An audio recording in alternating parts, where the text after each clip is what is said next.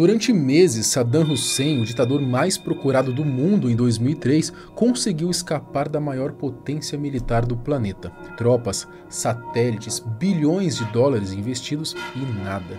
No fim, foi justamente essa potência que conseguiu derrubá-lo, não com tanques ou com drones, mas através de uma investigação que descobriu um detalhe curioso: a sua obsessão por um simples prato de peixe típico do Iraque. Como a comida preferida de Saddam foi a chave para encerrar uma das maiores caçadas humanas da história moderna, e como esse detalhe aparentemente banal acabou mudando o destino de um dos maiores ditadores do mundo.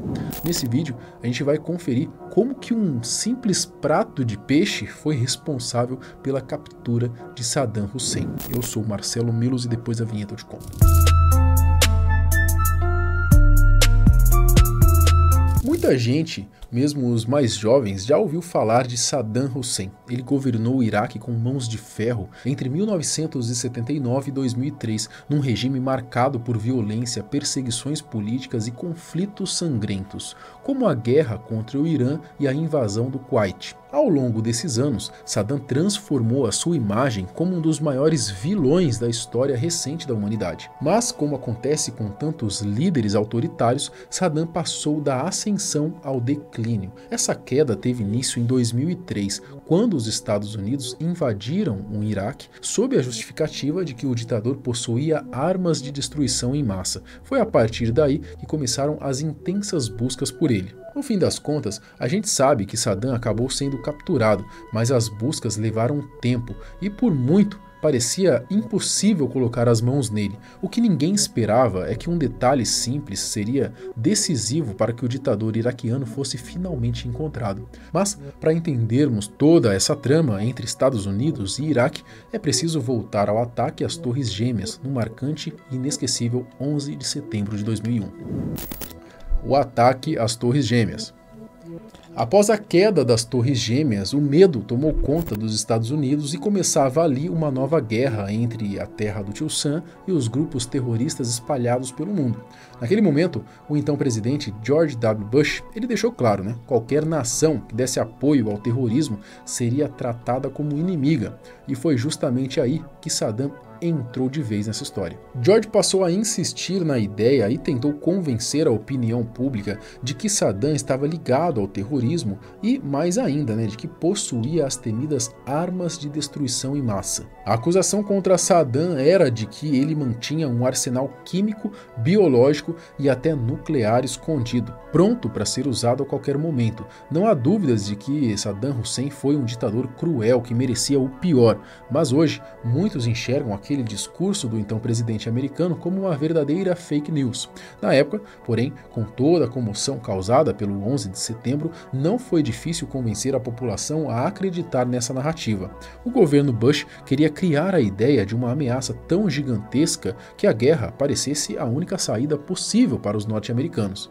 E assim, em março de 2003, começava a Guerra do Iraque, quando uma coalizão liderada pelos Estados Unidos invadiu o país.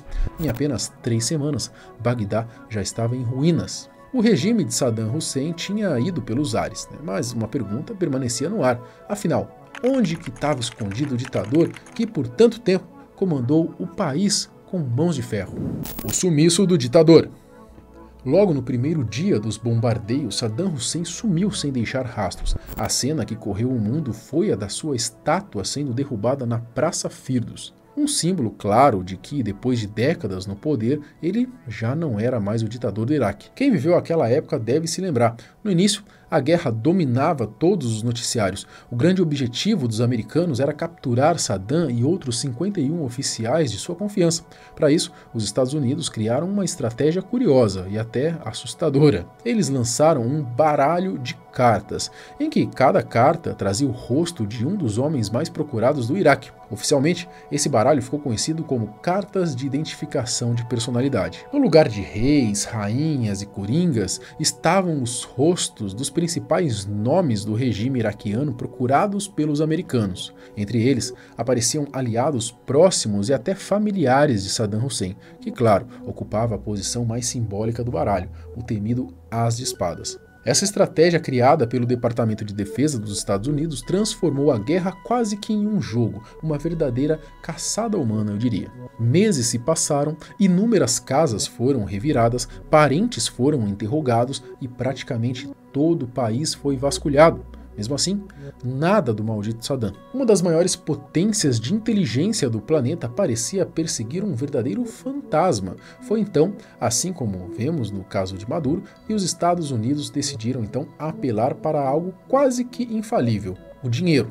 Nada como uma boa recompensa para fazer as pessoas abrirem a boca, e nesse caso foram oferecidos 25 milhões de dólares por informações que levassem até o ditador. E não parou por aí, também anunciaram 15 milhões pela captura de cada um dos seus filhos, Uday e Qusay, deve ser assim que se pronuncia, enfim, para infelicidade aí da família Hussein. Essa tática deu certo, ao menos para caçar os herdeiros. Ao que tudo indica, foi um informante iraquiano que revelou o esconderijo dos filhos de Saddam. Isso acabou resultando num ataque violento que terminou com a morte de Uday e Qusay.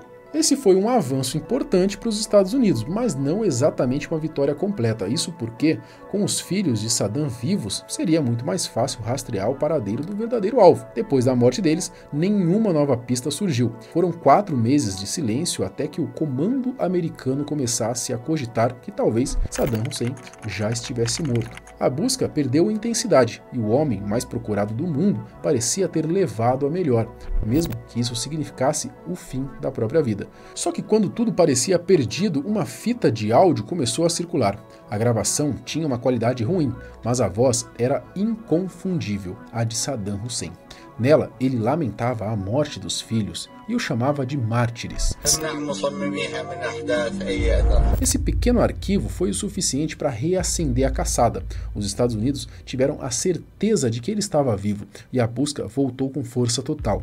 A recompensa por Saddam saltou para 30 milhões de dólares e ainda veio acompanhada de uma promessa tentadora: cidadania americana para o informante e toda a sua família. O resultado disso já dá para imaginar, né? Surgiram várias fake news de gente desesperada em busca da recompensa e da sonhada cidadania americana. Enquanto quase todas as figuras do baralho já tinham sido presas ou eliminadas, o rosto principal permanecia intocado. Isso começou a ferir o orgulho norte-americano, e a gente sabe bem que esse orgulho não é pequeno. Foi então que algo aconteceu. A reviravolta.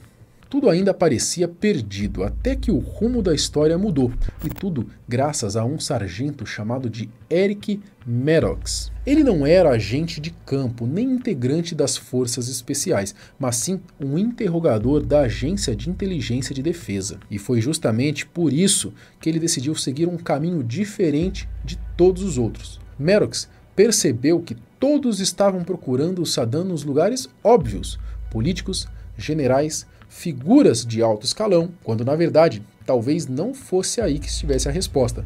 Foi então que surgiu a ideia: e se o segredo não estiver no círculo do poder, mas no círculo da confiança? Com isso, ele passou a investigar os seguranças pessoais de Saddam, aqueles que cuidavam da sua rotina e até da sua comida quando ele estava no poder. E foi justamente nessa busca por detalhes que pareciam insignificantes que Maddox encontrou uma pista crucial. Saddam Hussein era obcecado por um prato típico iraquiano chamado de mesguf. O mesguf nada mais é do que um peixe, geralmente carpa, aberto, temperado, espetado em estacas de madeira e assado lentamente ao redor de uma fogueira. Um prato simples, mas cheio de significado, usado em celebrações e considerado por muitos como o prato nacional do Iraque. A partir daí, Maddox deixou de procurar um ditador intocável e passou a caçar um homem comum, com hábitos comuns, que certamente, em algum momento, voltaria a querer saborear a sua comida favorita. Foi assim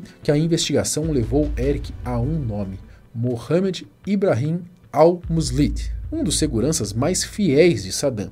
E por coincidência, ou talvez não, a sua família era dona de uma fazenda de peixes às margens do rio Tigre. As peças começavam a se encaixar, e dessa vez, de fato, estavam.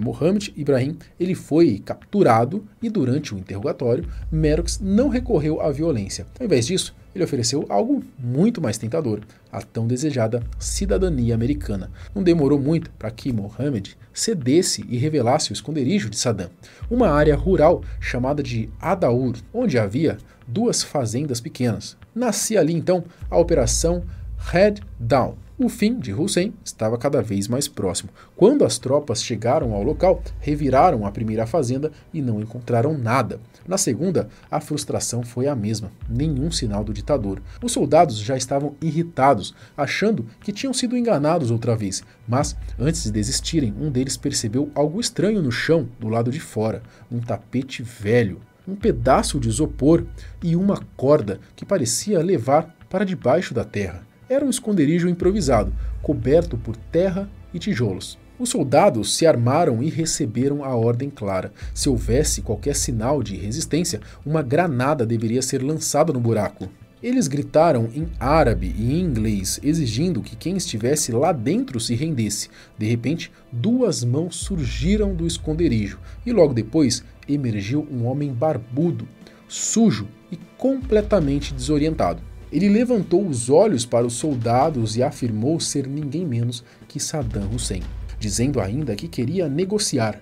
O mesmo homem que já havia sido um dos líderes mais temidos e poderosos do planeta, agora surgia daquela forma, acabado, frágil e muito mais humilde do que o mundo estava acostumado a ver. Chegaram até a raspar a barba de Saddam para confirmar a sua identidade sem margem de erro. A verdade é que negociação alguma aconteceu. Os norte-americanos jamais aceitariam isso. O que se sabe é que ele carregava cerca de 750 mil dólares escondidos e tentou subornar os soldados que o capturaram, mas era de se esperar, né? Não deu em nada. A caçada de 30 milhões de dólares que mobilizou a maior potência militar do planeta terminou ali mesmo, em um buraco de apenas 2 metros de profundidade. E pensar que tudo isso só foi possível por causa de um simples prato de peixe. Além do dinheiro, Saddam foi encontrado com uma pistola e 2 fuzis AK-47. Ainda assim, nenhum disparo chegou a ser feito. Vale lembrar que existe outra versão sobre essa captura. De acordo com um jornal ali da Jordânia, Saddam não teria sido encontrado em um buraco algum.